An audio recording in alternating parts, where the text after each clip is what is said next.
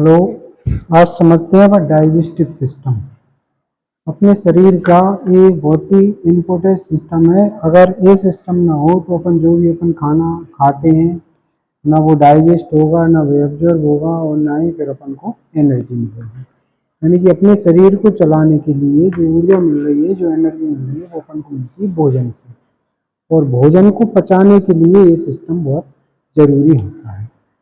तो पहले मैं इसके पार्ट्स की बात करता हूँ कि मुंह से लेकर के एनस तक कौन कौन से पार्ट्स होते हैं और इसमें जो सहायक अंग है, जो एसेसरी ऑर्गन है, वो कौन कौन से, यानी कि डाइजेस्ट सिस्टम कौन कौन से ऑर्गन से मिलके बना होता है। तो सबसे पहले तो एक अपन कैनाल की बात करते हैं, जो माउथ कैविटी से लेकर के एनस तक की पूरी एक नली होती है, जिसको अपन हार्नाल या एलिमेंट्री कैनाल भी कहते हैं। इसकी शुरुआत होती है माउथ कैविटी से, मुंह से। माउथ कैविटी के अंदर टंग रहेगी, टीथ रहेंगे और सलाइवरी ग्लैंड्स रहेंगी।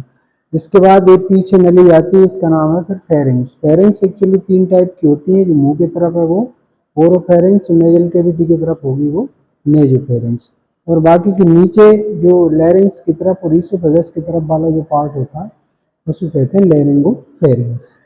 फेरिंग्स के बाद फिर देखिए ये एक नली है, लगभग 25 से 30 सेंटीमीटर एक नली है, जो इसको अपन फूड पाइप भी कहते हैं। गले में जो बोलस बनता है, बोलस जब बनता है फेरिंग से, इसके द्वारा वो पहुंचता है स्टमक में। ये है स्टमक। स्टमक में जब भोजन पहुंचता है तो स्टमक में जाकर के फिर उसका पाचन होता है। एक्चुअली पाचन की अगर अपन बात करें, डाइजेशन की बात करें, तो 2 तरह से अपनी बॉडी के अंदर डाइजेशन हो रहा है। पहला जो डाइजेशन होता है उसको कहते हैं अपन मैकेनिकल डाइजेशन। मैकेनिकल से मतलब है कि आंतरिक रूप से टुकड़ों में भोजन को तोड़ दो, छोटे छोटे टुकड़ों में। तो वो मुंह से शुरू हो जाता है। मुंह के अंदर जो डाइजेशन हो रहा है उसको अपन कह सकते हैं मैकेनिकल डाइजेशन, और फिर स्टमक तक वो मैकेनिकल डाइजेशन चलेगा, और छोटी आंत में यानी कि स्मॉल इंटेस्टाइन में जाकर के फिर उसका केमिकली डाइजेशन होता है, यानी कि फूड को केमिकली डाइजेस्ट किया जाता है। तो 2 डाइजेशन अपनी बॉडी के अंदर होंगे, मैकेनिकल डाइजेशन है, केमिकल डाइजेशन। तो देखिए इसमें ये जो अभी मैं पार्ट्स बता रहा हूँ, मुंह से लेकर के स्टमक, स्टमक के बाद स्मॉल इंटेस्टाइन, ये स्मॉल इंटेस्टाइन का फर्स्ट पार्ट है। यहाँ पर फूड का मैक्सिमम डाइजेशन होता है। जितने भी जो पैंक्रियास से एंजाइम आएंगे वो सारे के सारे यहाँ पर फूड को डाइजेस्ट करेंगे। इसके बाद फिर देखिए ये बीच में ये पूरी स्मॉल इंटेस्टाइन है, बीच में बहुत लंबी होती है, ये 33 फीट के लगभग इसकी लंबाई है। इसको ये डीडीनम की अगर देखें तो ओनली 25 सेंटीमीटर होगा। जो जेजुनम होगी वो लगभग 1.5 से 2 मीटर, और जो लास्ट वाला जो पार्ट होता है इलियम, वो लगभग 3.5 मीटर के लगभग इसकी लंबाई रहती है। और ये लगभग 5 जो है 2.5 मीटर के लगभग लार्ज इंटेस्टाइन इसमें रहती है। तो ये एक नली है, एक कैनाल है, जो मुंह से शुरू होती है और एनस तक पहुंचती है। एनस के द्वारा जो भी डाइजेस्ट और इनडाइजेस्ट फूड है उसको बाहर निकाल दिया जाता है। तो एक नली है। इस नली के अंदर जितना भी डाइजेशन हो रहा है और जो एब्जॉर्प्शन हो रहा है उसके लिए कुछ एसेसरी ऑर्गन्स होते हैं। जैसे ये देखिए लीवर लगा हुआ है। लीवर ये सबसे बड़ा ऑर्गन है डाइजेस्टिव ऑर्गन में। ये अगर ना हो तो अपना डाइजेशन बिल्कुल नहीं चल पाएगा, क्योंकि मैक्सिमम डाइजेशन की प्रोसेस पूरी लीवर के द्वारा होती है।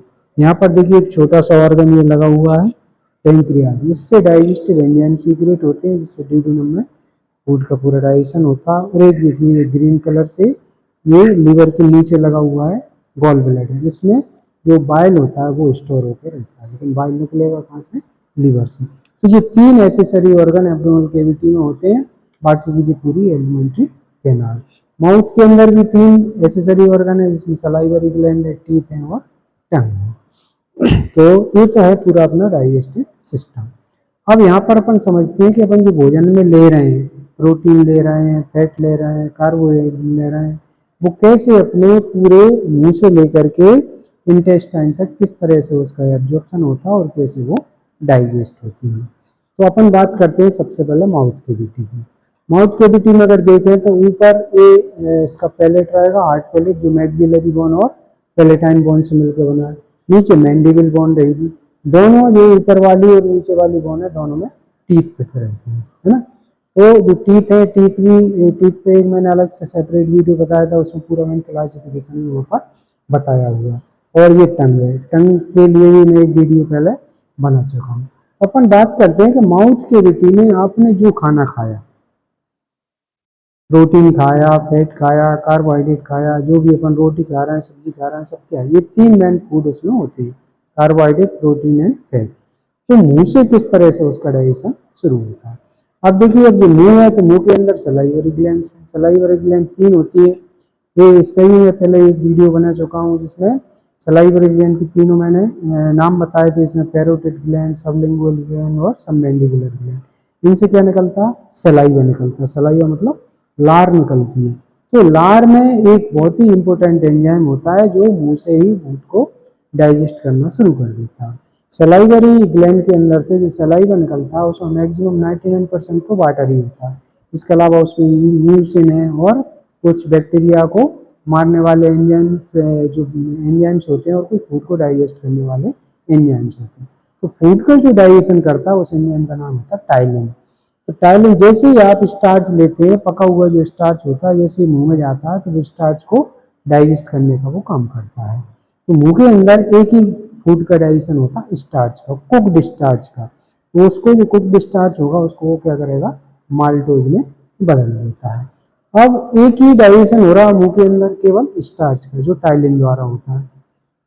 मुंह से एब्जॉर्प्शन किस किस चीज का हो सकता है। मुंह में ज्यादातर एब्जॉर्प्शन होता नहीं है, क्योंकि मुंह का काम है मैकेनिकल डाइजेशन, भोजन को चबा के उसको लुगदी में बदलना। लेकिन कुछ ऐसी मेडिसिन हैं जो क्विक एक्शन करती हैं, वो जीभ के नीचे रख दी जाती हैं और वहीं से एब्जॉर्ब हो जाता है। तो अगर अपन डाइजेशन की बात करें तो केवल स्टार्च का डाइजेशन होगा, और एब्जॉर्प्शन की अगर बात करें तो मुंह में से नाइट्रोग्लिसरीन या आइसो सॉर्बिटेट जो दवाइयाँ होती हैं वो सब एब्जॉर्ब मुंह के यहाँ से हो जाती है। तो माउथ में 2 ही चीजें हैं, एक डाइजेशन है और एक एब्जॉर्प्शन है। डाइजेशन किसका है, स्टार्च का, और एब्जॉर्प्शन किसका हो रहा है, कुछ ड्रग्स का, जैसे नाइट्रोग्लिसरीन टाइप की जो ड्रग्स होती हैं उनका यहाँ से एब्जॉर्प्शन हो जाता है। अब देखिए, फूड दे यहाँ पर बोलस बनता है फूड का, और वो फेरिंग्स में जाएगा, फेरिंग्स से ईसोफेगस। ईसोफेगस की जो अंदर की बाल होती है उसमें कॉन्ट्रैक्शन होते रहते हैं, पेरिस्टाल्सिस मूवमेंट होते हैं, और वो भोजन को ले आते हैं स्टोमक में। तो पहला डाइजेशन और एब्जॉर्प्शन हो गया आपकी माउथ कैविटी के अंदर। दूसरा जो डाइजेशन होगा वो होगा स्टमक में। अब स्टमक में सारा भोजन आ गया, फूड में जितना भी था, कार्बोहाइड्रेट, प्रोटीन और फैट, सब कहाँ गया, स्टमक में। तो जो मुंह के अंदर जितना जो डाइजेशन हो गया था, मैकेनिकल डाइजेशन, और बारीक वो स्टमक के अंदर होगा। स्टमक के अंदर चार्मिंग मूवमेंट हो रहे हैं, तो भोजन को और बारीक पीसते हैं और बारीक पीसने के बाद ये स्टमक से बहुत सारा जूस निकलता है जिसको अपन कहते हैं गैस्ट्रिक जूस। तो जो गैस्ट्रिक जूस था वो, इसके अंदर जो गैस्ट्रिक ग्लैंड्स पाई जाती हैं इनसे वो सीक्रेट होता है। तो गैस्ट्रिक जूस में के जो कंटेंट्स हैं वो मेन क्या होते हैं ये अपन समझते हैं यहाँ पर। तो गैस्ट्रिक जूस में सबसे पहला तो एक एंजाइम होगा पेप्सिन, दूसरा एंजाइम होगा रेनिन, है ना। पेप्सिन एक्चुअली जो है वो पेप्सिनोजन के रूप में निकलता है, बाद में वो पेप्सिन में कन्वर्ट हो जाता है। बताऊंगा कैसे कन्वर्ट होता है। तो पहले अपन उन कंटेंट की बात करें, पेप्सिन, रेनिन, HCl और इंट्रिंसिक फैक्टर, ये 4 सब्सटेंस जो है गैस्ट्रिक जूस में मुख्य रूप से पाए जाते हैं। अब एक एक करके मैं आपको काम बताता हूँ कि पेप्सिन क्या करेगा, रेनिन क्या करेगा, HCl क्या करेगा और इंट्रिंसिक फैक्टर क्या करेगा। अब आपने भोजन लिया, भोजन में कार्बोहाइड्रेट में जो स्टार्च लिया था उसका डाइजेशन हो गया मुंह के अंदर। अब यहाँ पर पहुंचा प्रोटीन।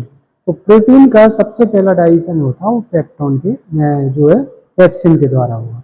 और पेप्सिन डायरेक्टली पेप्सिन के रूप में नहीं निकलता स्टमक की ग्लैंड से, वो निकलता पेप्सिनोजन के रूप में।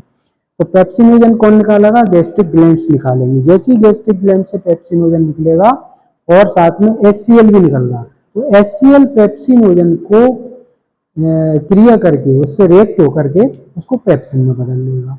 फिर पेप्सिन क्या करेगा, जो भी आपने प्रोटीन खाया था उस प्रोटीन पे एक्शन करेगा और प्रोटीन को क्या बदल देगा, पेप्टोन में बदल देगा। तो प्रोटीन का डाइजेशन कहाँ हो गया, स्टमक के अंदर।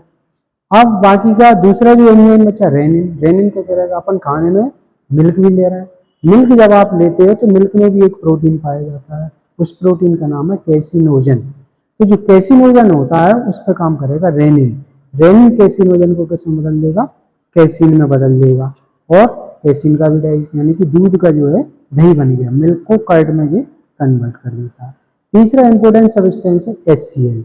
HCl का सबसे पहला काम तो ये है कि जो सलाइवा के अंदर टाइलिन था, उसको इनएक्टिव करना। यानी कि सैलाइवा कैसा था, एल्कलाइन था, उसको क्या करेगा, एसिडिफिकेशन कर देगा उसका। एसिडिफिकेशन के साथ में जो टाइलिन का एक्शन था वो बंद हो जाएगा, यानी कि टाइलिन वहां पर काम नहीं करेगा। टाइलिन का काम केवल माउथ कैविटी में, स्टमक में उसका कोई काम नहीं, क्योंकि HCl ने उसको इनएक्टिव कर दिया। दूसरा, HCl का सबसे बड़ा जो काम होता है वो है बैक्टीरिया को किल करना। आप पानी पी रहे हैं, भोजन के साथ में भी आप बहुत सारे बैक्टीरिया ले रहे हैं, तो उन सबको जो है ना बैक्टीरिया को किल करने का वो काम करेगा। और साथ में HCl ने क्या किया, पेप्सिनोजन को पेप्सिन में बदल दिया। तो 3 मेन काम होते हैं यहाँ पर HCl के, यानी कि सलाइवा को न्यूट्रलाइज करना, पेप्सिनोजन को पेप्सिन में बदलना, और जितने भी भोजन के साथ बैक्टीरिया चले गए उनको किल करना। अब चौथा बचा intrinsic factor. Intrinsic factor gastric juice के साथ निकलता, पर स्टोमक में काम वो नहीं करेगा। वो कहाँ काम करेगा, इंटेस्टाइन में जाकर के काम करेगा। आप जो भी विटामिन B12 लेते हैं ना, विटामिन B12 जो है वो एब्जॉर्ब होता है इंटेस्टाइन में जाकर, उसके एब्जॉर्प्शन में हेल्प करता है इंट्रिंसिक फैक्टर। निकला कहाँ से था, स्टोमक से, लेकिन उसका फंक्शन होगा इंटेस्टाइन में जाकर के। तो ये आप समझ पाए होंगे कि स्टोमक में किस किस का डाइजेशन हो रहा है। एक तो प्रोटीन का डाइजेशन हो गया है ना, प्रोटीन का कैसे हुआ, दूध के अंदर जो प्रोटीन था उसको रेनिन ने डाइजेस्ट किया, और भोजन में जो आपने प्रोटीन लिया उसको पेप्सिन ने किया। पेप्सिन ने प्रोटीन को पेप्टोन में बदल दिया, और रेनिन ने जो दूध के अंदर कैसिनोजन था उसको कैसीन में बदल दिया। अब भोजन पूरा जब पिस जाएगा स्टोमक के अंदर, स्टोमक से पास होकर के पहुंचेगा ड्यूडेनम में। ड्यूडेनम एक छोटा सा पार्ट है, यहाँ अब पूरा का पूरा जो है केमिकल डाइजेशन मैक्सिमम यहाँ पर होगा। स्टोमक में डाइजेशन तो आप समझ गए, मेनली प्रोटीन का यहाँ पर डाइजेशन है। अब यहाँ पे एब्जॉर्प्शन की बात भी कर लेते हैं। तो एब्जॉर्प्शन किस किस चीज़ का होता है, स्टोमक में मैक्सिमम जितना भी आप जो पानी पी रहे हो वो स्टोमक से एब्जॉर्ब हो जाएगा। कुछ ड्रग्स हैं जो केक एक्शन करने वाली होती है, ज़्यादातर ड्रग्स का एब्जॉर्प्शन स्टोमक से हो जाता है ना। और जितना भी जो एल्कोहल कंज्यूम करने वाले जो लोग होते हैं, जितना एल्कोहल ले रहे हैं वो एल्कोहल भी पूरा का पूरा स्टोमक से एब्जॉर्ब हो जाता है। तो ये हो गया एब्जॉर्ब्स का डाइजेशन एंड एब्जॉर्प्शन। अब आते हैं अपन ड्यूडेनम में। ड्यूडेनम में किस किस का डाइजेशन होना है। फूड में आपने फैट लिया, कार्बोहाइड्रेट लिया और प्रोटीन लिया। कार्बोहाइड्रेट जो कुक डिस्चार्ज था वो माउथ में डाइजेस्ट हो गया, माल्टोज के रूप में ड्यूडेनम में पहुंचेगा वो। प्रोटीन का डाइजेशन स्टोमक में हो गया, पेप्सिन ने उसको पेप्टोन में बदल दिया, अब पेप्टोन आ गया ड्यूडेनम में। तो पहले अपन प्रोटीन के डाइजेशन की बात कर लेते हैं। सबसे पहले उसका डाइजेशन स्टार्ट हुआ स्टोमक में, किसने काम किया, पेप्सिन ने काम किया, उसको पेप्टोन में बदल दिया, पेप्टोन आ गया ड्यूडेनम में। ड्यूडेनम में आकर के अब पेंक्रियास से 3 एंजाइम आएंगे यहाँ पर, वो एक कार्बोहाइड्रेट पे काम करेगा, एक प्रोटीन पे काम करेगा, एक फैट पे काम करेगा। कार्बोहाइड्रेट पे जो काम करने वाला एंजाइम है उसको कहते हैं अपन एमाइलेज। प्रोटीन पर जो काम करने वाला है उसको कहते हैं ट्रिप्सिन, लेकिन वो भी ट्रिप्सिन के रूप में सीक्रेट नहीं होता, वो होता है ट्रिप्सिनोजन के रूप में। तो ट्रिप्सिनोजन ट्रिप्सिन में ड्यूडेनम में आकर के कैसे बदलता है वो मैं आप बताता हूँ। तीसरा जो एंजाइम निकलेगा फैट को डाइजेस्ट करने के लिए उसको कहते हैं लाइपेज। तो एक एक करके मैं तीनों का आप यहाँ पे डाइजेशन बताता हूँ ड्यूडेनम के अंदर। सबसे पहले प्रोटीन का समझते हैं। प्रोटीन जो है स्टोमक में पेप्टोन में कन्वर्ट हो गया था पेप्सिन के द्वारा, अब आ गया ड्यूडेनम में। ड्यूडेनम में क्या होगा कि जो पेंक्रियास से पेप्सिनोजन आया, पेप्सिनोजन कहाँ आएगा, ड्यूडेनम पर। पेप्सिनोजन प्रोटीन के ऊपर एक्ट नहीं कर सकता, कौन करेगा, ट्रिप्सिन करेगा। तो ट्रिप्सिन जो है यहाँ से जब निकलेगा, ट्रिप्सिनोजन जो निकलेगा, ट्रिप्सिनोजन कहाँ पहुंचेगा, ड्यूडेनम में।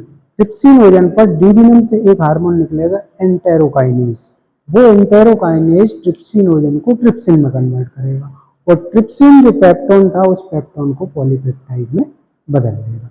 प्रोटीन का डाइजेशन पूरा अभी भी नहीं हुआ, पहले प्रोटीन से पेप्टोन बदला और अब पेप्टोन से पॉलीपेप्टाइड, किसने बदला, ट्रिप्सिन ने। ड्यूडेनम से एक और एंजाइम निकलेगा प्रोटीन के डाइजेशन के लिए, इरिप्सिन। जो इरिप्सिन है वो पॉलीपेप्टाइड को अमीनो एसिड में बदलेगा। तो प्रोटीन के जो एंड प्रोडक्ट होते हैं, सबसे छोटा जो मॉलिक्यूल्स होता है वो था अमीनो एसिड। तो 3 बार यहाँ पर प्रोटीन का डाइजेशन हुआ। पहला स्टोमक में हुआ, प्रोटीन पेप्टोन में बदला, फिर ड्यूडेनम में पेप्टोन पॉलीपेप्टाइड में बदला, और पॉलीपेप्टाइड अमीनो एसिड में बदला। प्रोटीन को पेप्टोन में पेप्सिन में बदला, पेप्टोन को पॉलीपेप्टाइड में ट्रिप्सिन में बदला, और पॉलीपेप्टाइड को अमीनो एसिड में इरिप्सिन में बदला। 3 एंजाइम यहाँ पर काम किए। तो ये हो गया प्रोटीन का डाइजेशन। अभी अपन डाइजेशन की बात कर रहे हैं, फिर एब्जॉर्प्शन की बात करेंगे। अब बात करते हैं फैट का। फैट का कैसे डाइजेशन होगा? फैट लाइपेज ग्रहण करेगा। लाइपेज कहाँ से आएगा? पेंक्रियास से आएगा। तो लाइपेज भी डायरेक्ट फैट के ऊपर एक्ट नहीं कर पाता, उसके लिए एक चीज और चाहिए। ये देखिए बाइल। बाइल कहाँ से आ रहा? लीवर से। लीवर से गॉल ब्लैडर में आएगा, गॉल ब्लैडर से बाइल डक्ट के द्वारा वो ड्यूडेनम में जाएगा। जैसे ड्यूडेनम में फैट पहुंचता है, सबसे पहले बाइल उसको इमल्सिफाई करता है, यानी कि फैट को छोटे छोटे टुकड़ों में वो तोड़ देता है।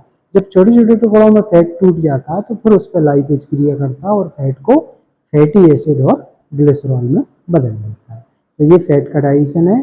पहले फैट के ऊपर बाइल की क्रिया होगी, उसका इमल्सिफिकेशन होगा, उसके बाद लाइपेज उसको फैटी एसिड और ग्लिसरॉल में बदल देगा। अब कौन सा बचा? कार्बोहाइड्रेट। कार्बोहाइड्रेट देखिए एक डाइजेशन तो माउथ कैविटी में ही हो गया था, टाइलिन ने उसको इसमें बदल दिया तो माल्टोज में। अपन 3 तरह की शुगर लेते हैं, सुक्रोज लेते हैं, माल्टोज लेते हैं और लैक्टोज लेते हैं। अब 3 तरह की, तो माल्टोज जो मुंह में ही बदल गया था वो तो माल्टोज आ गया।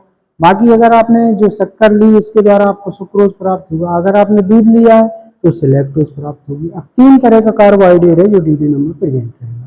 इन 3 तरह के कार्बोहाइड्रेट के लिए 3 एंजाइम फिर ड्यूडेनम से निकलेंगे।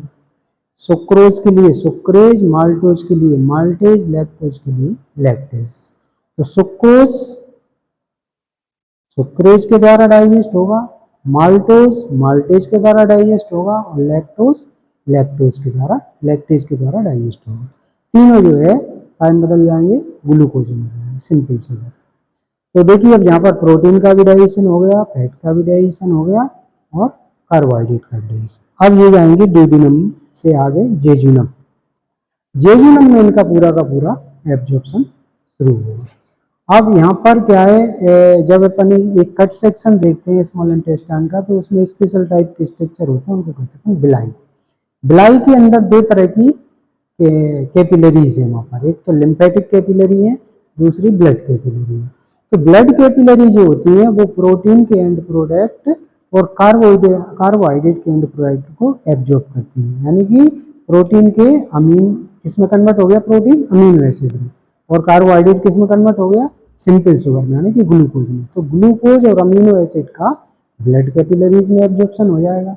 बाकी के जो फैट बचा, फैट का कन्वर्ट हो जाएगा फैटी एसिड और ग्लिसरॉल में। तो फैटी एसिड और जो ग्लिसरॉल होते हैं वो लैक्टीन, यानी कि जो लिम्फेटिक कैपिलरीज है वहाँ पर उनको अपन कहते हैं लैक्टीन। तो वो लैक्टीन को द्वारा एब्जॉर्ब होगा, यानी कि फैट के जो एंड प्रोडक्ट होते हैं वो लिम्फेटिक सिस्टम में जाएंगे और प्रोटीन और कार्बोहाइड्रेट के जो एंड प्रोडक्ट होते हैं वो ब्लड में जाएंगे, है ना। दोनों बॉडी में पहुंच जाएंगे, दोनों सर्कुलेट होकर के कहाँ पहुंचेंगे?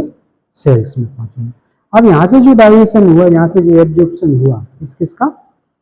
प्रोटीन, फैट और कार्बोहाइड्रेट का, ये सारा का सारा, यानी कि लीवर में पहुंचेगा, फैट नहीं पहुंचेगा। लीवर में कौन कौन से प्रोडक्ट पहुंचेंगे? अमीनो एसिड और ग्लिसरॉल एंड फैटी एसिड। ये पोर्टल वेन के द्वारा पहुंचते हैं लीवर में। लीवर में पूरी उसकी प्रोसेसिंग होती है, वहाँ पर पूरा मेटाबॉलिज्म होता है और वहाँ से ब्लड फिर हेपेटिक वेन के द्वारा इंफीरियर वेना कैवा में और इंफीरियर वेना कैवा से हार्ट में उसको लेके पहुँचती है। तो इस तरह से ये जो है एब्जॉर्प्शन यहाँ पर हो जाएगा जेजुनम में। अब जितना भी जो इनडाइजेस्ट फूड है वो आगे बढ़ेगा और इलियम में जाएगा, इलियम से लार्ज इंटेस्टाइन में। लार्ज इंटेस्टाइन देखिए इसके 7 भाग होते हैं। जो पहला भाग होता है जिसमें इलियम जुड़ती है उसको कहते हैं caecum, ascending colon, transverse colon, descending colon, sigmoid colon, rectum and anus. अब लार्ज इंटेस्टाइन में डाइजेशन तो बहुत ज़्यादा किसी चीज़ का होता नहीं, क्योंकि डाइजेशन पूरा स्मॉल इंटेस्टाइन में हो चुका, लेकिन कुछ चीज़ों का वहाँ पर एब्जॉर्प्शन होगा। कुछ चीज़ों से मतलब वाटर का एब्जॉर्प्शन होगा, अगर ग्लूकोज थोड़ा बहुत अगर बचा होगा तो उसका भी एब्जॉर्प्शन हो जाएगा। तो ग्लूकोज, वाटर और कुछ ड्रग्स का भी वहाँ पर एब्जॉर्प्शन हो जाता है। और ये लार्ज इंटेस्टाइन जो होती है इसका एक इम्पोर्टेंट काम होता है कि इसके अंदर विटामिन B12 का सिंथेसिस भी होता है। इसके अंदर बहुत सारे पियर्स पैचेज होते हैं, वो बैक्टीरिया को किल करने का भी काम करते हैं। और जितना भी जो इनडाइजेस्टिव फूड है जो स्टूल में बदल गया उस स्टूल को बाहर निकालना, यानी कि उसका एक्सक्रीशन करना। वो रेक्टम में जाकर के पूरा स्टूल में इकट्ठा हो जाता है और वहाँ से एनस के द्वारा बाहर निकल दिया जाता है। तो ये अपने ह्यूमन का डाइजेस्टिव सिस्टम आपको समझ में आया होगा कि अपन भोजन में जो भी भोजन ले रहे हैं, जो भी फूड ले रहे हैं, जो भी कार्बोहाइड्रेट ले रहे हैं, जो भी फैट ले रहे हैं, जो भी प्रोटीन ले रहे हैं, वो मुंह से लेकर के एनएस तक किस तरह से उसकी प्रोसेसिंग होती है, कैसे उसका डाइजेशन होता है और कैसे उसका एब्जॉर्प्शन होता है। तो आशा है कि आपको ये पूरा डाइजेस्टिव सिस्टम का स्ट्रक्चर और फंक्शन आपको समझ में आया होगा। चलिए अगले वीडियो में फिर कोई नए सिस्टम के साथ मिलेंगे। बहुत बहुत धन्यवाद।